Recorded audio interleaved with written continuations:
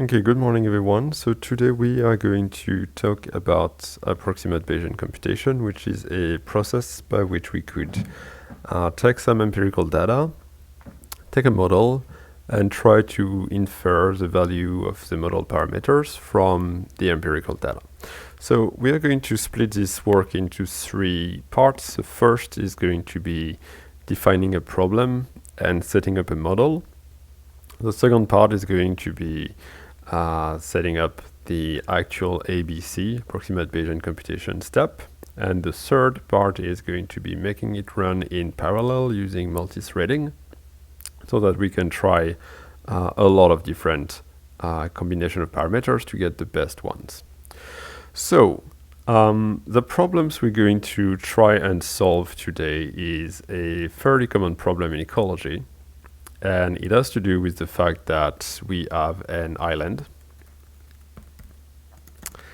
And on this island, every year, we do a little census. We go on the island and we check the presence of a given species. And so what we record over time is true or false. The species is here or the species is not. And that's a sort of temporal data set that we have to deal with quite often. And so let's say that we went to the island for a number of years. So it's going to be false, false, false. So no species was here. The species that we're interested in wasn't here for the first 3 years, and then it was here for 2 years, and then it was absent again, and then it was there for 4 more years, absent for 3, present for 2, something like that. It doesn't really matter. So that is our 15 years of, I'm going to make that into a vector, not a matrix. That is our 15 years time series of is the species that we care about present or is it not? Now, one thing that we want to do when we have to deal with, let's make a model based on this type of data, is try to think about the processes that are involved. So what are the processes that we have in the data set? Well, we know that the island is at some distance from the mainland, and so there's probably a colonization process involved. So that's going to be our process 1, colonization. And we assume that the island is small enough that the population may go extinct at some point. So there's an extinction process. Both colonization and extinction, we are going to say, we're going to assume that they happen with rates that are fixed. So there's going to be a rate of colonization, there's going to be a rate of extinction, and sometimes the species is here and it's going to not be here at the next step because there's an extinction that happened. So these are sort of the two biological processes that are involved. The third process is an observation process, because we are sending someone on the island, and maybe the species of plants that we're interested in is difficult to identify, or it's difficult to find. It's well hidden, or sometimes we just miss it because there's only a finite amount of time that we can spend on this island.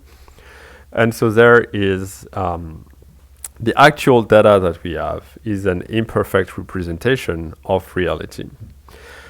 And the way this observation process works is we can say, well, if the species is not here, we're not going to say, oh, the species is here. There's not going to be a false positive in the observation process. But sometimes the species will be here and we will fail to report it because we will miss it. So that's going to be a false negative.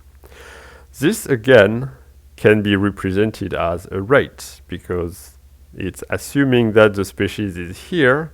What is the probability that we actually detect it? So we have these 3 different processes that we want to put into a model. These sort of models are called state transition models, and the state is occupied or empty, and what we want to know is there going to be a transition from empty to occupied or from occupied to empty. That being said, there's a little twist in that the three models represent very different things. The three processes. Process 1 and process 2, they give us the actual time series. They give us like the real life situation of the island. And then process 3 is what is our observation of that.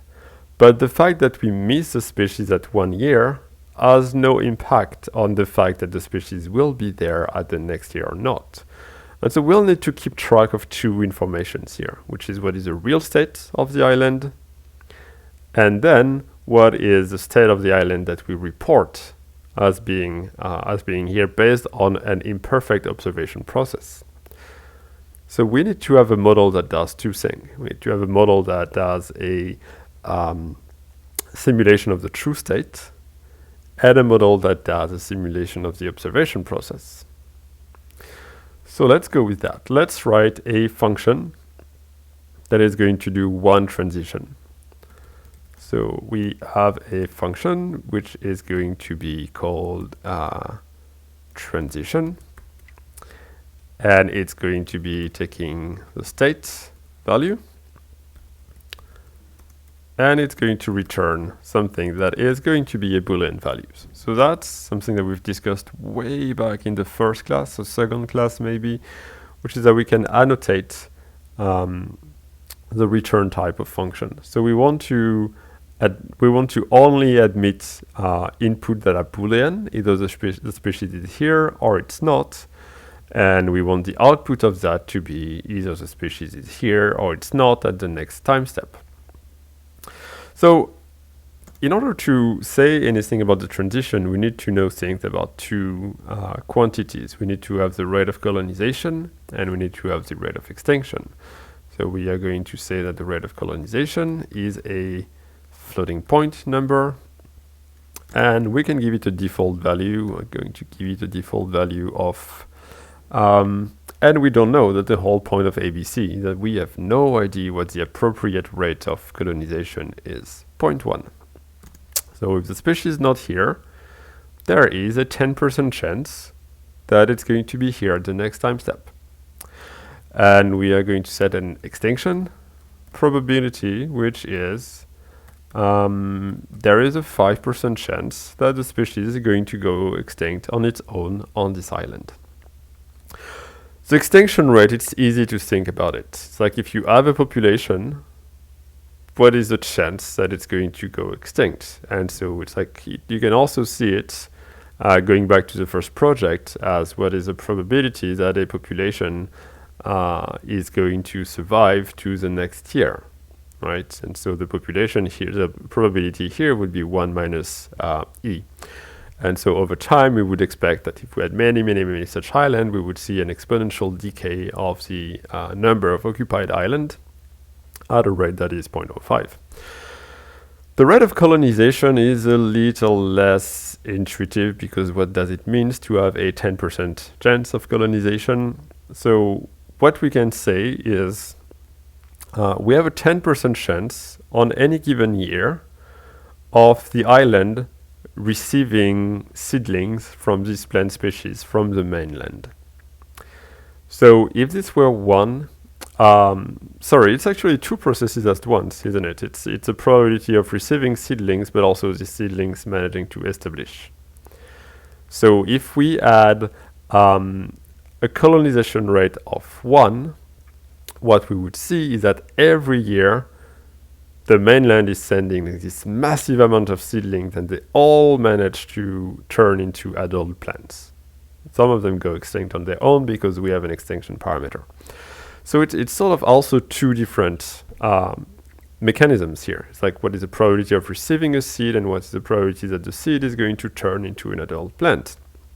We could decompose that further, but we won't, and we will discuss why when we move on to implementing the actual approximate Bayesian computation step. The thing we need to do next is decide what is going to happen with the transition. So we can do a couple things here, but it's a series of probabilistic decisions that we need to take, and a series of probabilistic decisions that we need to take that each have a binary outcome is something that we can solve fairly easily with a little decision tree. Because the first thing that we need to know is the island occupied or not, and then is it colonized or not, and then does it go extinct or not? So we can draw this different bifurcation here. There's a couple different way of expressing that. There is also one way which is writing a lot of if-else statements, but we can be a little crafty with the fact that, oh, these are probabilities essentially, and so we're going to treat them as being probabilities. So it's always a good idea to do this thing on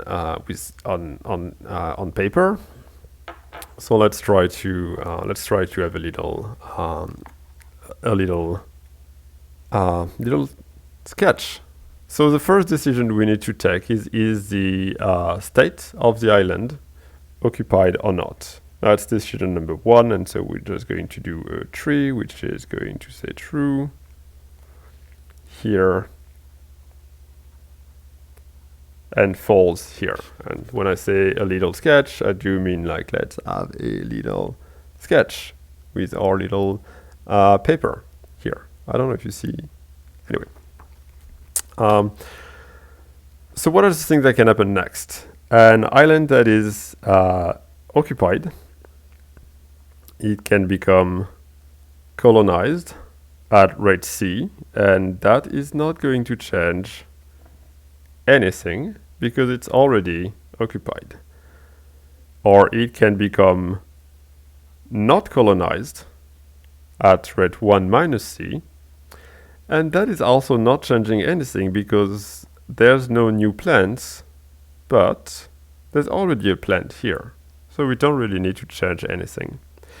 So as far as the first process is concerned, if the island is already occupied, we can say with 100% certainty that no matter what the outcome of the colonization process is, it is always going to remain occupied.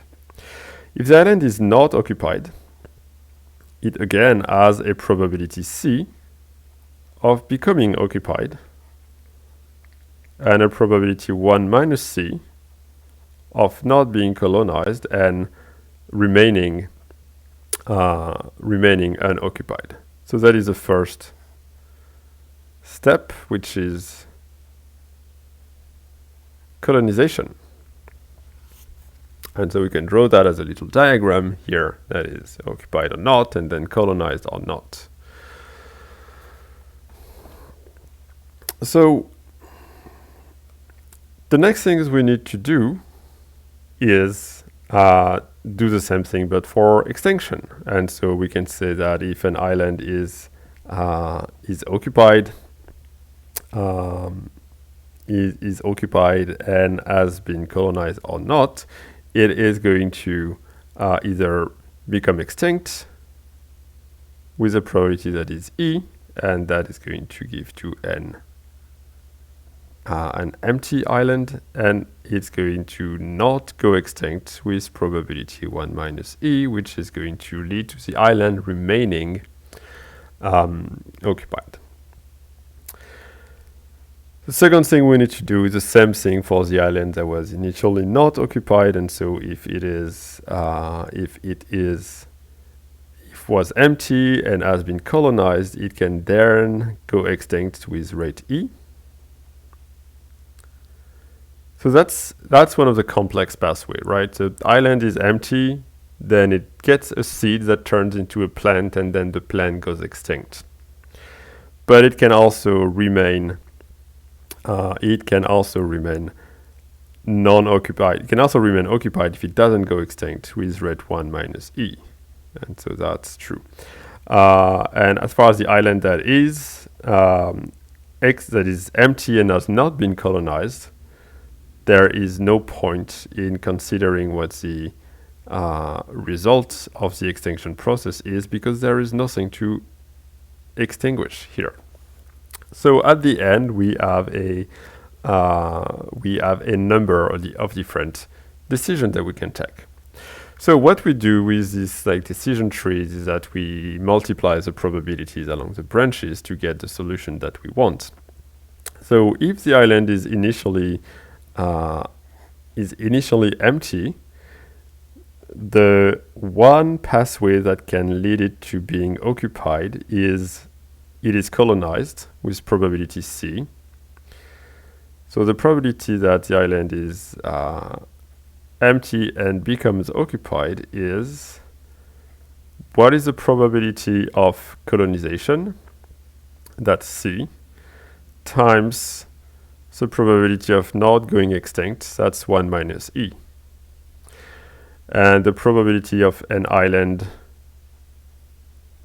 being empty and remaining empty is going to be, well, there's no need to do the calculation. We know it's one or the other, so it's 1 minus C times 1 minus E. So we have the first part of our solution here. So the probability, let's do that here. Probability of false becoming true is C times 1 minus E.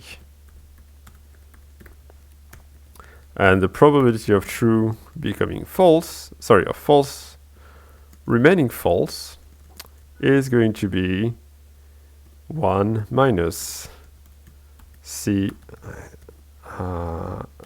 times 1 minus E. The sum of these things is 1. And so if the island is initially empty, the different probabilistic events are always going to bring it to one of the two states. Let's do the same thing with what happens if the island is initially occupied. So if the island is initially occupied, what we care about is what is the path that is going to bring us to it being empty in the end. So if the island is occupied, it can become empty in one of two ways. Way number one is it is colonized with priority C, and it goes extinct with probability E. So that is C times E. But there's a second path here, which is it's occupied. It is also colonized. It is not colonized, but that doesn't matter because it's already occupied. And so the probability of that is 1 minus E. And that happens at, and then it goes extinct at a probability of E. And so when we sum these two events, we get E times C plus 1 minus C, which is equal to E. And so we have this really neat result, which is that the probability of an island being occupied and suddenly being not occupied is E. And the probability of an island being occupied and remaining occupied is 1 minus E. Again, the sum of these two things are 1. And we can, and then we can, the probability of two things that are 1, and we can say that no matter what the state of the island is, it's going to be in one of these two positions in the end. Now, what we want to do here is to take this formula and turn them into something that we can interact with in a way that will return a Boolean values. The island is occupied or it is not. There's one thing that we can observe also is that we can have a look at the fact that what we really do care about is the transitions, right? We care about the final state, what is to the right of the arrow in this case. Let's not go here, but I'm going to let you think about this problem some more and see if we could write something that is a little bit more shorter than one we're about to do. So the first thing we want to do is, what is the state of the island? And because state is a Boolean value, we don't need to write if state equal true, like if the island is occupied. We can say if state. And so we care about this. And what we want to do is we are going to want to say, well, is it still occupied? So we are going to return is a random value lower than 1 minus e. So do we not have an extinction?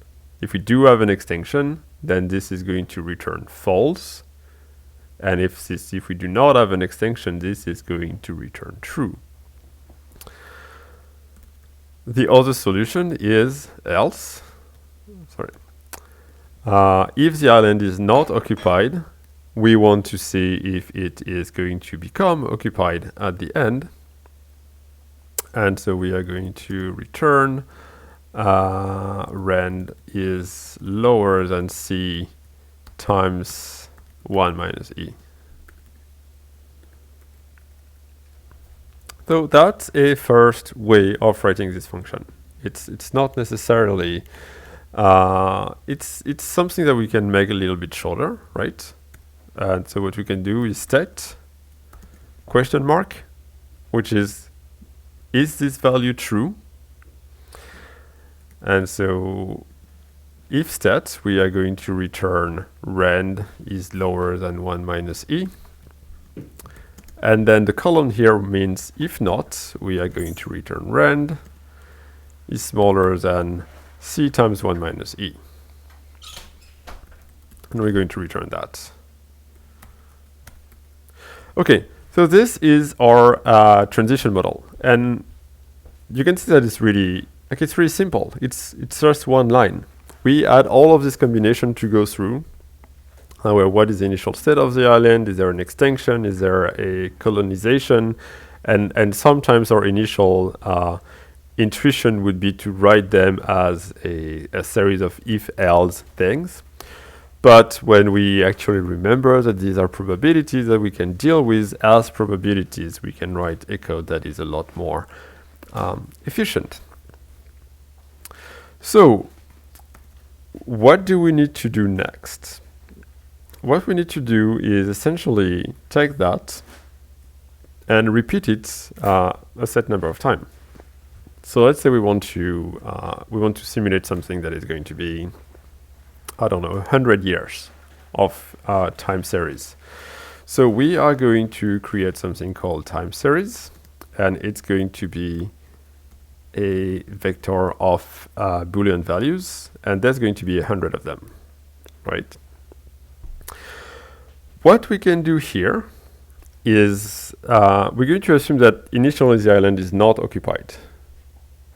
That is a decision that we're making, right? And sometimes it's going to have an impact on the result. Sometimes it's not, but here there's an external rate of colonization, so it's going to be occupied at some point.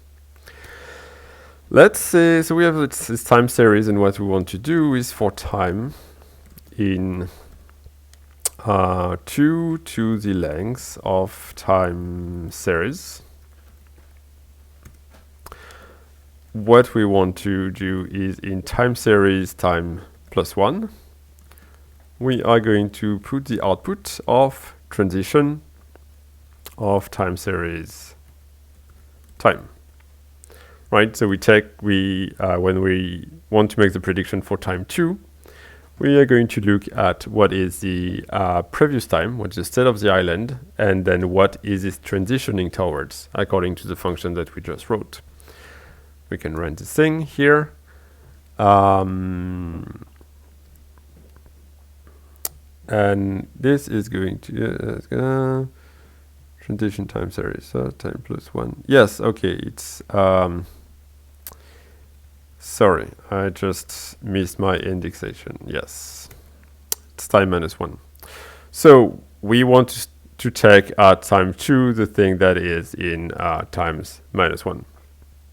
So let's have a look at the time series. Time series is, we could do the sum of the time series, and it says we have, out of 100 years, these parameters that we have picked give us 75 years of occupancy.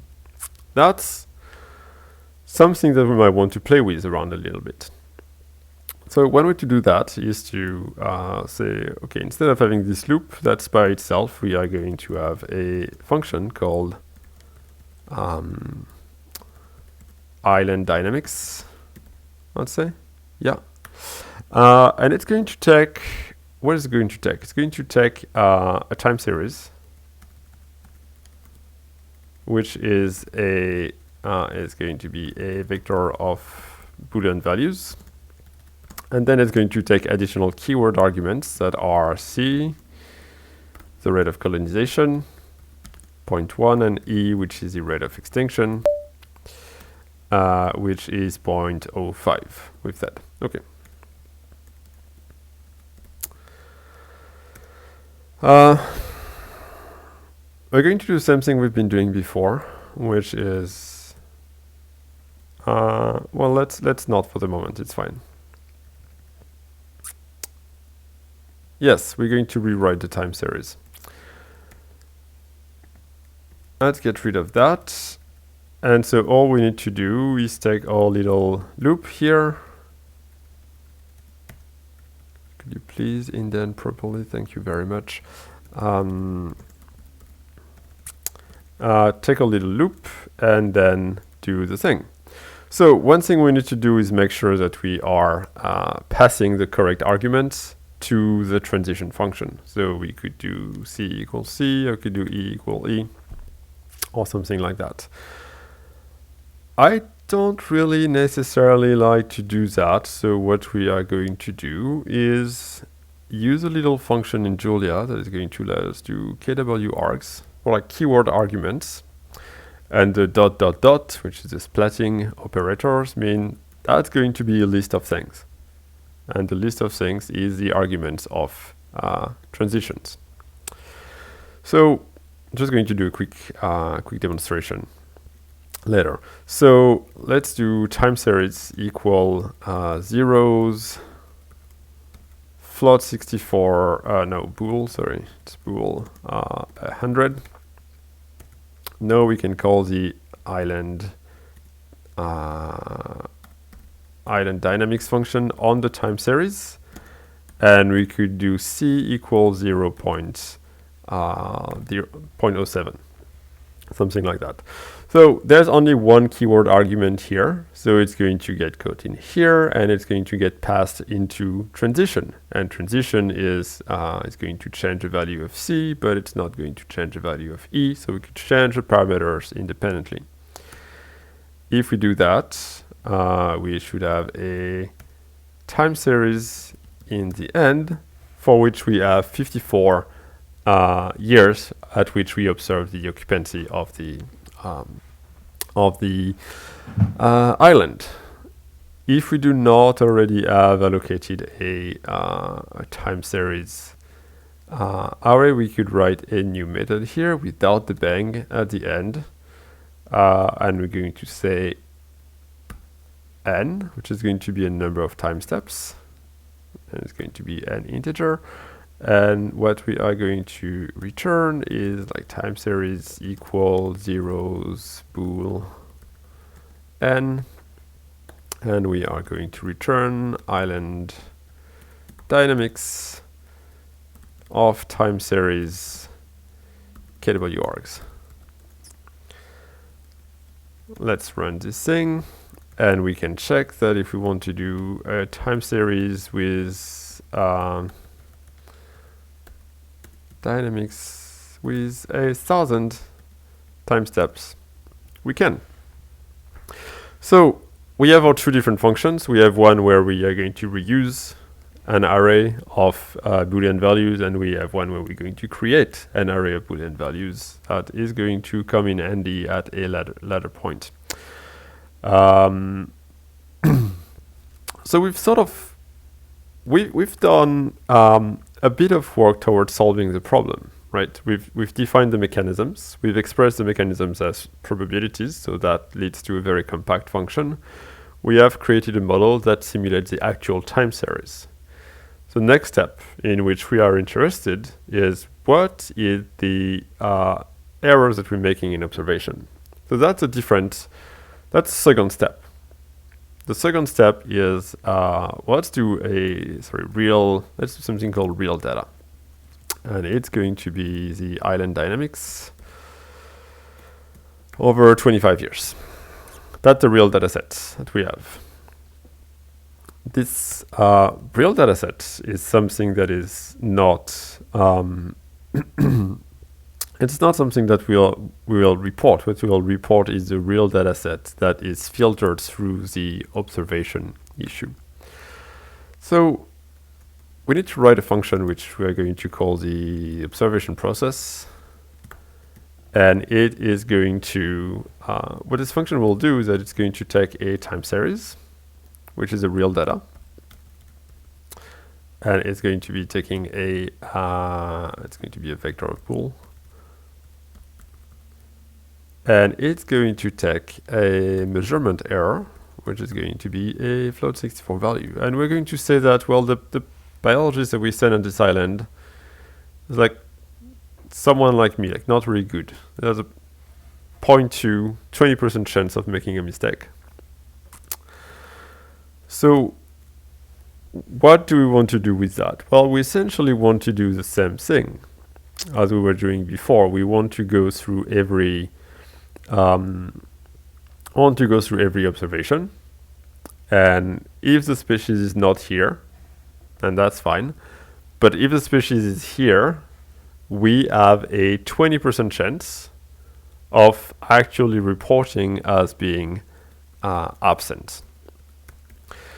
There's one decision that we want to do here, which is, do we want to destroy the original observation in the process or not?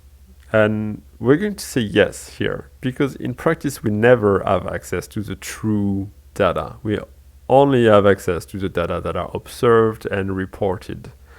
So we are going to say, well, I'm going to overwrite the time series. And so what we need to do is for I in each index of the time series, if time series I, what we're going to put in time series I is rand is lower than it's when it's true, and we want it to be false when we make an observation error, so it is going to be 1 minus m. And we return the time series in the end.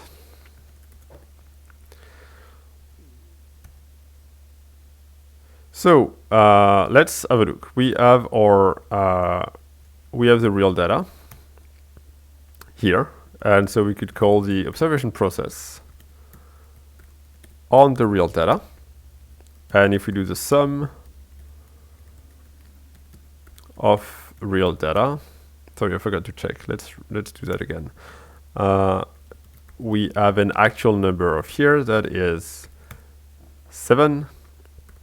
And if we call the observation process and we do the sum of real data, we have a reported number of here that are occupied, that is 6.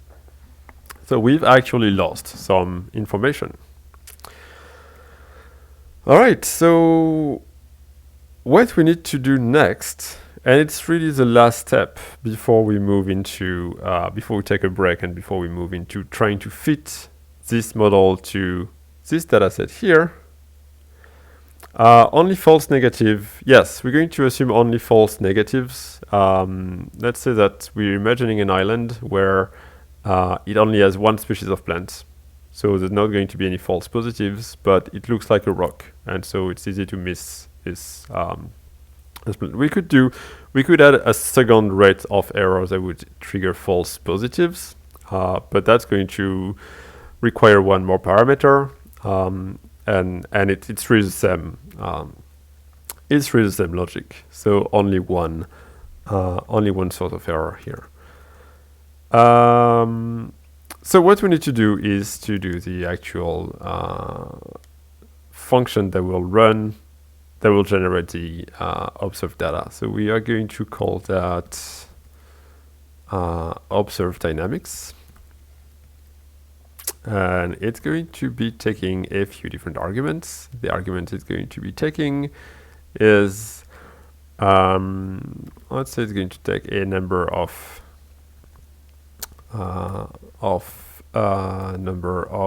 steps that we want to do, and then it's going to be taking an observation error. Let's plot 64, and it's going to be taking the arguments for the simulation model. Okay. So we create a time series, which is the time series we're going to create is island dynamics, I think, n, and then we give it the arguments, and then we pass that through an observation process, time series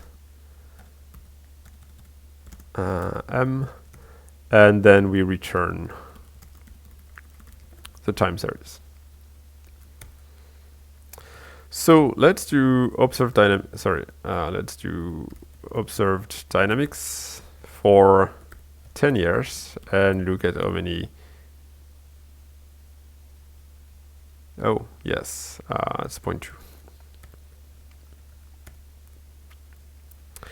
Okay. So when we run this, this function, what we do not have is the actual data. All we get is the observation. That's going to be an issue, but the point is that if we manage to find the right parameters, then we can simulate the actual data in the second step. Let's have a look at that. So we do 10 years. We're going to do the sum of that, and we're going to do I in, let's do 1,000 simulation and an histogram. Oh, that's because I haven't actually loaded most of the things.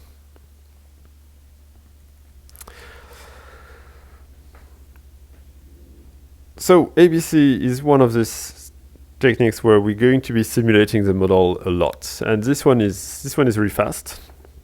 But we can also do ABC with models that are a lot more complicated to run, take a lot more time. So that's a good task for parallel computing, which we will see in the third module of today's class.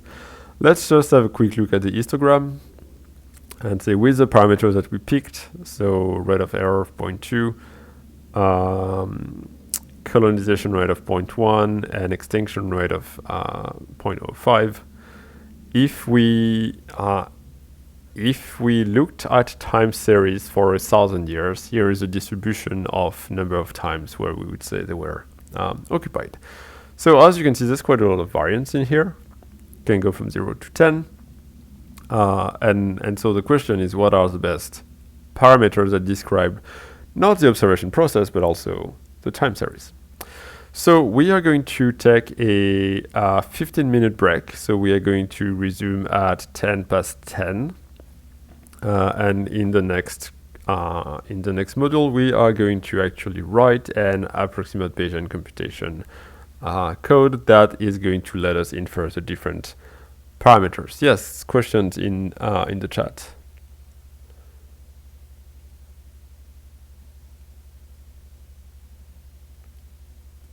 Oh, red is the operator for the right triangle. Sorry, the operator for the right triangle is actually pipe and the greater than sign. It's a pipe operator, and it gets replaced by a triangle here because of the font I am using, which is Julia Mono, actually. There's a lot of support for ligatures and Unicode characters, and it's made by a member of the Julia community, and I just happen to like it a lot as well. Okay, so let's break for 15 minutes. I'll see you at 10:10, and we will write some ABC code and do some simulation and get to the bottom of this time series that we have here.